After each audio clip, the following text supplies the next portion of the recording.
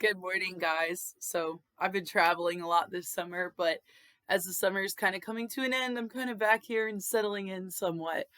But I just wanted to get right into it. There's been a lot of things on my mind this summer, and I hope they can be insightful for you guys. So, first of all, um, are you hydrated? I've been taking account lately of my little daily routines and how these things affect me. I think frequently we tend to wear our suffering as a badge of honor and think that if we're a person who goes through complex difficulties, we can't say we're having a hydration goal or something because that's so insignificant? And I think you need to understand no matter what you've gone through, you deserve a calm nervous system. You deserve peace. You deserve to be in a good environment. So, um, really ask yourself what daily hobbies, habits could I be maximizing to feel more safe? And a big thing I've noticed is any morning you wake up early and get everything done before 11 a.m., but also you go outside, you let the sun hit your eyeballs to regulate your circadian rhythm, you have a coffee in the morning, you call a loved one, you stretch your body or you work out, you walk, especially in these summer days when it's so hot. I think really taking a moment to let your body ease into the slowness of it all can be very beneficial. So I encourage you to do that. Um, as I get older, I think in the past, it was not chic to do self care. It was not chic to say, oh, I can't do this. I need to, you feel in your body like when you need to. I'm a person that, as you can see, always likes to be running around doing stuff. I'm not in my house a lot. And please don't rob me. Please don't come steal my coconut water. I'm not in the house a lot. I like to be out and about doing stuff. So I try to really focus on kind of the house inside me, as corny as that sounds. But when you need to settle down, when you need to be at home making a routine. And I feel like, especially as I paid attention to zodiac signs, things like that, sometimes what's going on affects us. There might be, I notice I always start missing friends from my past when they say there's a Mercury retrograde. So for me, keeping up with things like that can be empowering. But I would say really tap into the dogma of spirituality, religion, or astrology, or whatever it is, energies that makes you feel better. Transitioning right out of that, another thing I want to say is be in spaces that nurture you, nourish you, raise you up to grow. You cannot achieve anything in a space that is antithetical to your growth. Um, I've noticed a lot of times in my life I've been in a space where my well-being, my boundaries, my temperament were not being considered or adequately accounted for. GTFO, that's not a good place to be. I've been in toxic workplaces, toxic friendships, relationships, family member dynamics, whatever you want to call it. And there is no way you can grow in that environment. I feel, on my soapbox now because I'm starting a new job. I've got new relationships in my life. And, you know, one of my friends made a joke. He was like, I can't be a parent because I like to cut people off too much. And I really resonate with that. Like, I don't like to cut people off, but I always like to optimize my life. And some people have been in my life as far as I can remember because they grow with me and they love me at every phase. But I think you need to be cautious of dynamics where it is inhibiting you from being your most embodied self. And a big example for me is like, I've always been kind of sensitive, I know my strengths and I know my weaknesses. And I know too that I don't always do so well when I'm informed of all my weaknesses. So I'm kind of mindful in a dynamic. If it feels negative for me, I'm not going to be empowered to show up as my best self. And I think we all have different ways of navigating the world, of handling conflict. So there's times in my life where I had a dynamic that just didn't like gel well with me. And I think if that's the case, you need to kind of get out. I mean, you can learn lessons from being in an environment that is subversive to what you're used to.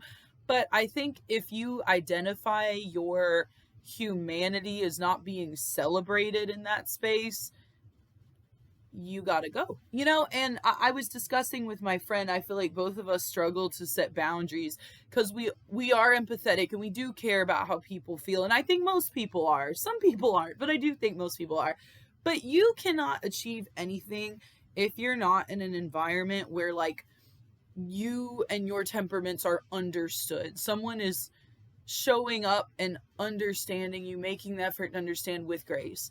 And I think too, you don't need to be in any dynamic where I notice the thing I don't like in dynamics is like at work or in a relationship when I feel my heart start beating and I feel like I can't say the right thing or I can't do something to get out of that situation.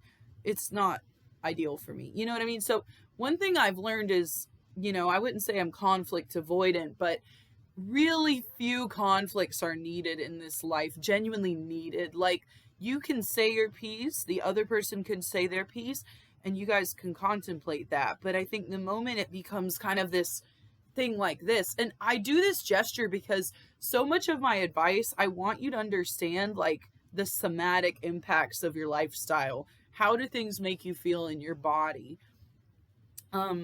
Clutter, toxic relationships, toxic jobs. There's a level of things where they're normal, they're natural, they're fine. But then there's a level that is going to kind of cloud who you are and who you can be. And that's really not good. And a big thing I know too is like, nobody's perfect. We're all trying to grow. Sometimes people aren't a good fit for you. And it can be really painful to leave behind things because it's really hard to weigh when it's worth it to leave, when it's worth it to stay.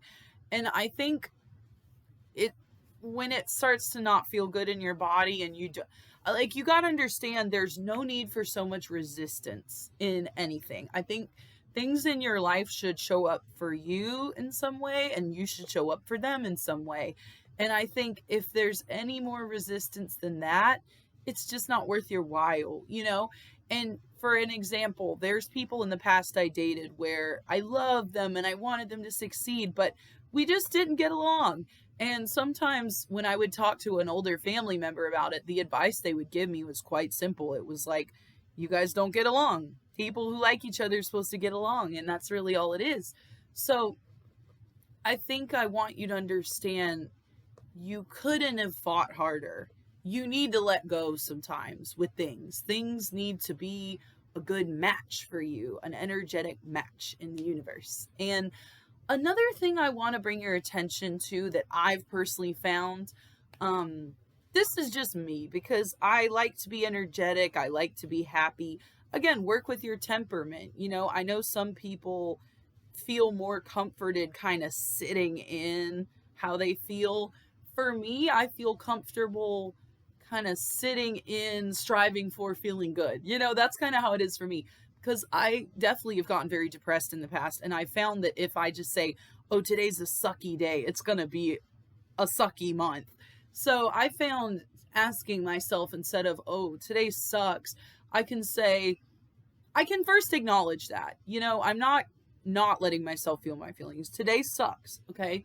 But what can I do right now to turn it around?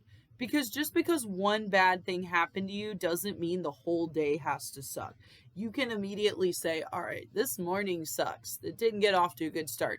What can I do right now to make myself feel better? A big thing for me too that I've been focusing on lately is stop procrastinating. You are as smart now, as fit now, as mentally and physically and emotionally adept now as you're going to be. For things like a piece of work I have to do, or when you have like, for me, it's like an email and I got to print something out and do something and I'm putting it off because I think it's going to be stressful. And this is a safe space. For a lot of people, it's working out. Not me, y'all stay safe, but it used to be. It used to be. So I understand. I'm never going to judge what's stupid to you. It's there's stupid things about me too. We're all here to just be little idiots together and learn and try our best. So don't let shame stop you from trying. There's so many things I don't do because I think, "Oh, I'm not good at it." But the paradox of that is you're never going to get good at it if you don't just do it. So go to that workout class, have to walk when everyone else runs, print out that paperwork, get frustrated about it today, clean up the house today. Because I think so often we don't understand, especially with how much of our life is on a device, that we waste our time. We waste our time thinking about things. And I'm saying this as motivation to myself because I told myself I did everything right today. I woke up, I had coffee outside, I talked to a friend, I felt my nervous system be so calm. And I knew in my heart that genuinely there's nothing I can't do because every challenge in my life right now is here for me to learn and grow from it, you know? And so I just wanted to say all that. That was kind of a tangent. But for me, I highly recommend The Path of Light. That's a big value of mine, and I notice a lot of people who are very religious, especially the more extreme ones like Mormon or something like that, they don't take any alcohol and things of this nature, or a monk or a nun. I think people who know what they're here to do, they know that you got to choose the path of light. And a big thing I've realized in my life is ask yourself how your heart feels, literally your chest, but also your soul. And I've been in dynamics, I've been in jobs where I'm like, this doesn't feel good. It's not making my heart feel good. And I think some big guidelines for that are always like move slow, move thoughtfully, don't react impulsively, pause and think for like 3 seconds before you do stuff. And for me, I know if I pause 3 seconds and then say what I want to say, and that's not a good response, that's a red flag because I think the things in your life are meant to challenge you and push you, but not beyond the point that you feel your discernment is stupid. I got really good, really simple advice from a friend who said to me, I said, "How do you be more confident?" She seemed very confident. And she said, "Just go with your gut. Don't overthink everything you do. Do what seems right to you because your whole life experience has led you to believe this. Now, is it always accurate? No, but ultimately you've got to trust yourself because I think as soon as you get in dynamics or relationships or what have you, people want you to kind of their way or the highway. And unfortunately, that's not going to slide. That's not a good solution for things.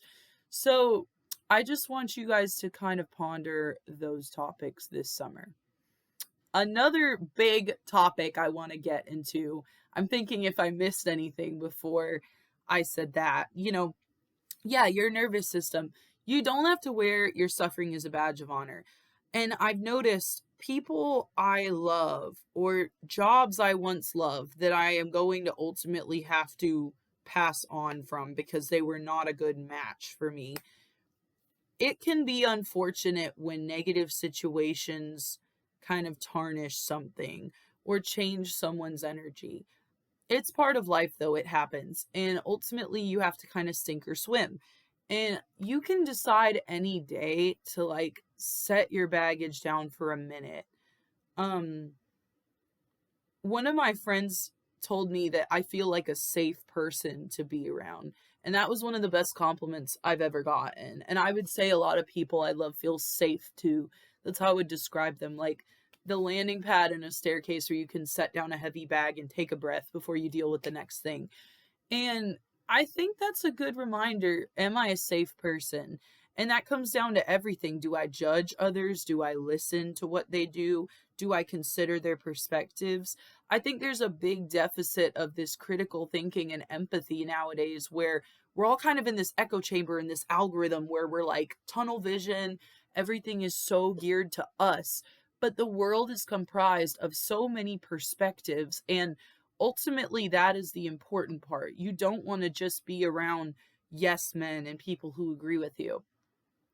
Now, you also have to know when to say, no, yeah, I did what I genuinely thought was right, and that was right for me, And I guess I'm just giving you this message because I don't want anyone to think that what they thought was right or their own discernment was wrong and they should just abandon that, you know? So I hope I said everything I wanted to say about that. I hope that makes sense to you guys. But you can always ask yourself, I read this book when I was a kid about a pigeon and it would talk about your inner compass, but that's good advice. Like for me, it's like I said, your heart, your soul, and your chest, physically and emotionally, you will know how you feel about things. And I notice a dynamic or situation where I'm tense in my body, that's not good. And a lot of people will, especially have past traumas where the moment something happens that invokes that, they freak out. And you're not allowed to go tweak out on somebody because you have past trauma. You're allowed to tell someone, I feel uncomfortable, I feel unsure. And if you are emotionally intelligent enough to say that, that needs to be respected, point blank, period. So it's like, you know, speak softly and carry a big stick, but don't carry a big stick, just like carry boundaries. Like for me, if I tell someone I feel really uncomfortable with this, I don't know how to best succeed in this situation. I've had toxic workplaces where I've said to people, I don't know what's not clicking here. Like it feels like I can't be my best. And when it feels that way, that's when I kind of tap out, because I'm willing to work with someone. I'm willing to try and find a solution. But the moment things become confusing to me because I feel like they're pushing something onto me that's not quite all about me, I can't, that's not my responsibility to deal with. And I'm not saying that in a shady way. It's just like, you can only do the best you can do. That's all you can give. And you got to understand when people show up to you with a genuine concern that's about you, and when it's more about where they're at, you know? So I really think there's no need to have intense conflict with people. I think there's nothing that can't be solved over a discussion. Not to get political, but this will really reveal all my political stances with you. And people always say they believe in peace, but I don't see with their nervous system, with their tone, with their actions that they support peace. And quite frankly, if I were the president, I don't know anything about foreign policy, but I probably know more than the people in charge messing everything up. There is no reason we cannot get along on this planet. Maybe very slight reasons, but it seems to me a lot of people way older than me who are put in charge of everything, families, governments, societies, seem to think that the moment someone does something they don't like, it's all out warfare. And I will never understand that. I will never live my life that way. So if I have to seem like I don't care about something in order to detach and keep my peace, I will do it, because there is no positivity that comes out of something so inflammatory. There, like I said, there were times when I was younger, I'd date someone and I'd be like, I want it to work so bad, he has to understand. And again, look at the gestures I use. Does that look like me now? Does that look like how my nervous system is, how I embody myself? No. And I want you to understand, like, sit your shoulders down. This is why you've gotta, it really is those small somatic rituals. Are you waking up, having a coffee on the porch, getting some sun in your eye, getting a good night's sleep, stretching? Whenever I'm real tense after work and I go to the gym, it's like I can just breathe again. It's like I could be me, that feeling of peace. So I really tell you, like, I understand it's hard to build peace from no peace, but that's how you get peace. I wasn't always a peaceful person. I'm very tense. I'm very, like, I have a temper. My friends know when I'm in the car, I'm like, why would this guy do this? But I try to be more mindful of that, because there's people I hang out with where I can see right away they might even get a chronic illness in the future because they're so tense. And ultimately, they say, if you seek revenge, build a grave for two. If you walk around and let everything trigger you, you're just the one getting triggered. It's not the thing. You can't blame everything around you. It's ultimately what's inside. And things like this used to make me deeply uncomfortable because I knew subconsciously it was true. Wherever you feel like tension in your life, it's what you're holding on to the tightest. And it's like, if I'm holding on this sharp thing, it's cutting me. Let go. And I know that's easier said than done, but like, I really struggle with certain things. And recently, I've had friends who are a safe space who can say, I'll help you. And that's another thing, too. I think I wouldn't accept help in the past. I think a lot of people say to themselves, I don't deserve help. I don't need anyone's help. I'm here for myself. And look how that's going. And look how that's going. How do you feel? Do you feel good? People are here to love you. You're here to love. And I think in the past, I would say, oh, I don't want to get anyone in my life because what if they abandon me? What if they discard me? And this leads me to my final point. Nobody can discard you if you say that you will never discard yourself. If I vow that I will never discard myself, it doesn't matter who discards me. It doesn't matter what I discard. And I'm not saying go around cutting people off and being toxic, but it's like, don't be avoidant. Try and make things work. Or if you think something doesn't work or you feel yourself with those avoidant tendencies, be honest with the person. Don't make them think you're going to be there more than you will or you can. But I think as a kid, we learn things about situations and it builds our expectations for life. Like, oh, I was treated this way, so I can never speak my truth again. Or if I am difficult and advocate for my needs or my boundaries, someone will discard me. There were so many relationships in the past where I had a disagreement, and I advocated for myself very gently, very kindly, and someone would say, oh, you're weird for that. And it's like, it would haunt me. Like, what if I didn't speak up? Would I still have them in my life? Girl, screw them. Like, if you saying, I don't like how this feels, I want to be treated better, means they go away, then they suck. Like, they really suck. And you don't deserve people in your life who are going to make you choose between who you are and who they want you to be. Another big theme I've reflected on is that anyone in your life who loves you should be treating you the best. And often it's the people we put in our life the most who treat us the worst. And that is totally backwards, I think a lot of times you get out of a relationship or like a toxic workplace and you ask yourself, why was I not living this way in the past? Spending more time with the friends who love me, going to the places that make me feel good, things like that. So I want you to reset your abandonment wound as well. I am at a point in my life where I understand anything meant for me is not going to ask me to choose between myself and that. I mean, so many people, like, their relationship, their intimate relationship is what stresses them out the worst. That is so backwards. Like, the Bible says your partner's supposed to be your helpmate. Like, they're supposed to help you. So many women especially are in relationships where it's like this man, and this is another thing I want to say, especially to my ladies, but to men too, because I know a lot of men that are like, oh yeah, my ex used to yell at me and hit me. What? That's abuse. Nobody should be making you feel anxious. Like, if you're keeping your voice calm, that's another litmus test I have in my life. I never raise my voice at someone. If I start to feel overstimulated, I'm going to say, ooh, wait, I don't know if I want to do that right now. It's getting to be a lot. Once I start making this face, I think the people that care about me know I need a moment.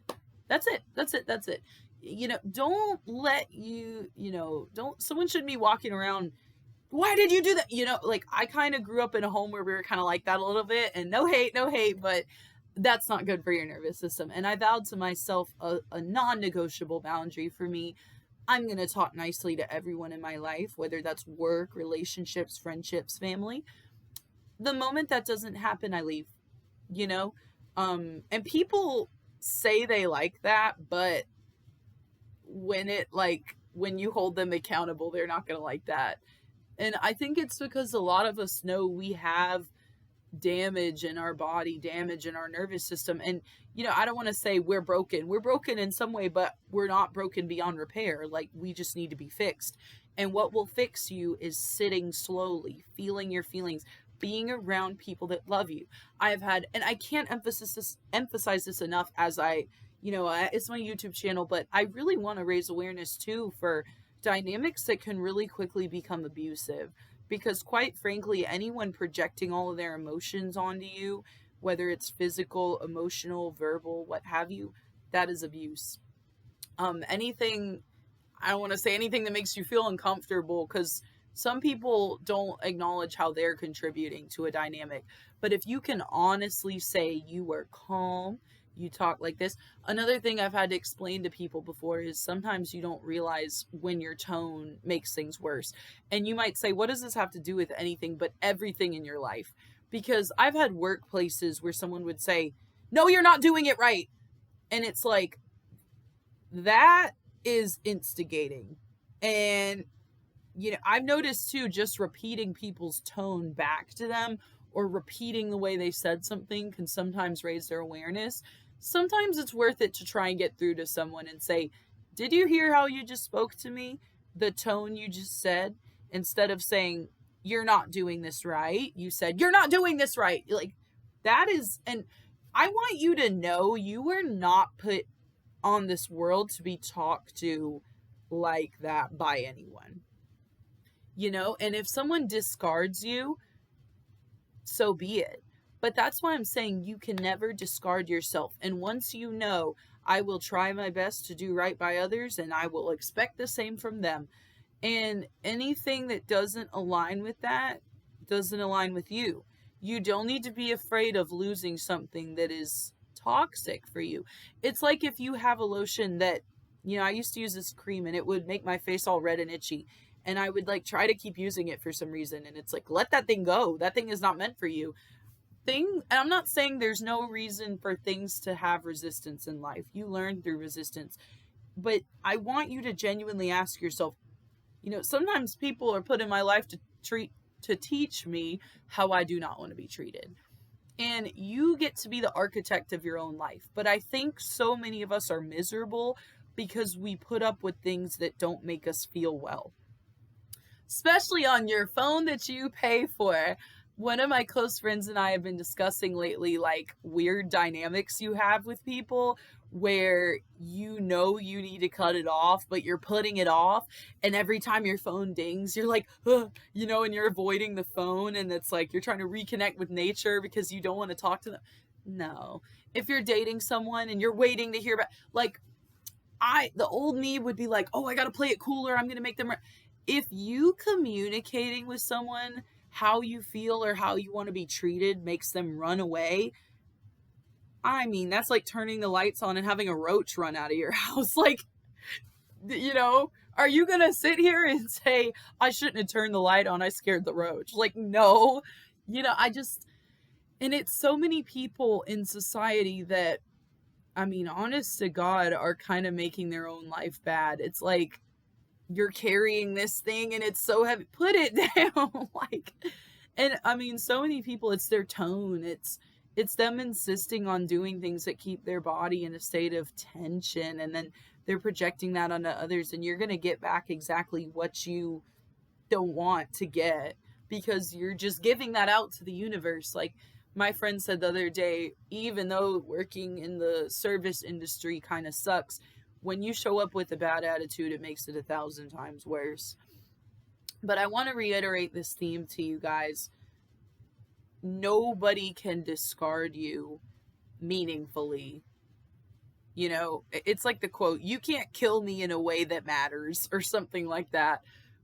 You will never discard yourself. And I know this about myself. I know that if I feel like I have to discard myself for something, or put down a healthy self-esteem, a healthy self-respect or pride, that I work hard to be better than the way people have treated me in the past, it's not for you.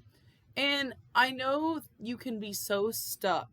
And I want to tell you, nothing feels better than peace. Nothing feels better than this holistic health where your heart physically and emotionally feels calm. I know I can sit here right now and say that I think I have the courage to do the things that scare me. I think I have the courage to be who I was put here to be. And it wasn't always that way. And it can be really hard on this YouTube channel to break down this advice for people who might need it. And all I can say is LARP. Like, keep cosplaying as the person you want to be. For me, it was like, I was really grumpy and tense and angry, and I was walking around with a chip on my shoulder, like, why do people do me like this? I'm gonna do them worse. Like, a grave for one is a grave for two. So I want you to understand, go sit in the park in the morning, mad as hell.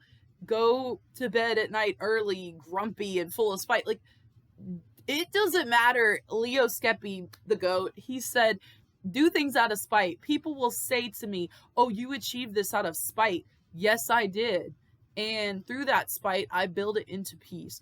People will critique what you did out of spite, but they didn't do anything out of spite, but carry it around and show it off for everyone and make it others' problem.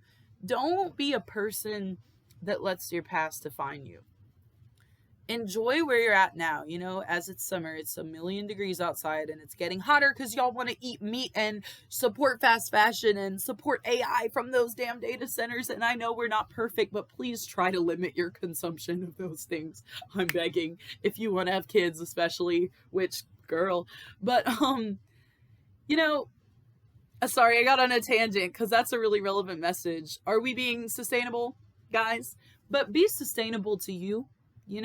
You're here to enjoy. You're here to be loved deeply and to love others deeply. And there is no cap on the amount of love you can feel. There's no cap on the amount of forgiveness, peace you can have, boundaries you can set. And I ask you, regulate your nervous system. Start in your body and it's going to come to your mind. If someone tells me, for example, oh, the way you did that was wrong, I don't immediately go, wrong? Me wrong? A lot of people do that. 99% of people do, which is why they're so closed-minded. They're defensive about everything, and it's going to block their blessings. But when you say, was I wrong? I might have been, but you can also defend why you did what you did. It's like, have a sense of self. Sense of self, love, peace, boundaries. This is a very bouncy thing. When you bounce a ball, it might come back at you. It's not like something that's going to go whomp onto the ground. It is bouncy when you're in this high vibrational state of the universe. You're not walking around with this tension. You are playful. You're flirting with the universe and flirting with those around you, loving people around you, being open to experiences around you. Because, to me, it's like they say the body keeps the score. People store trauma in the hips. For me, it's all the shoulders. When I walk around like this, I'm like, it's like, calm down. And I think you can see by my temperament, I'm a very kind of person. That's fine. Like, who you are is good. You were put here for a reason. No mistakes were made in making you. As Pride Month ends, I think too, like, people can really not understand what it's like to struggle with gender dysphoria or even physical, like, concerns about your body, not thinking you look the way you do.